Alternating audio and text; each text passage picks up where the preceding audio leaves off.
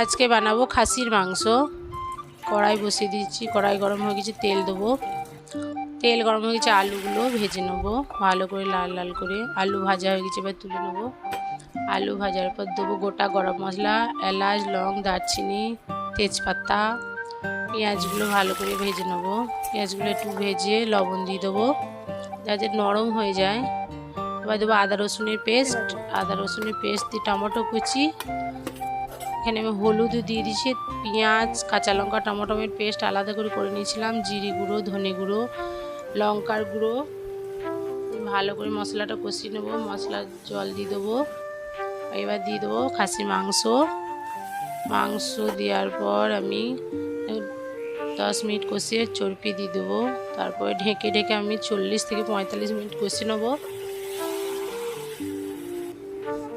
তারপরে দই দিয়ে দেবো। তেল ছেড়ে গেছে, মাংস ভালো করে কষা হয়ে গেছে। দই বাটিতে একটু জল দেবো, আবার ঢেকে দেবো। ঢাকার পর আবার নাড়ে চেড়ে মাংস কষা হয়ে গেছে। 40 থেকে 45 মিনিট কষে নিয়েছি। এবার জল দিয়ে দেবো। জল দিয়ে এটা আমি প্রেসার কুকারে দিয়ে সিটি মেরে নেবো। খাসির মাংস প্রেসার কুকারে দিলে তাড়াতাড়ি সিদ্ধ হয়ে যায়, নরমও হয়। ঘি দিয়ে দেবো 1 চামচ, মিট মশলা দিয়ে দেবো। এরপর একটু নাড়িয়ে দেখবো, লবণটা দেখে নিলাম।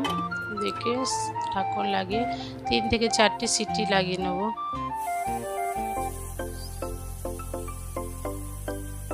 সিটি দেওয়া হয়ে গেছে, এবার ঢাকন খুলে দেখব। এই দেখো কত সুন্দর কালার এসেছে খাসির মাংস।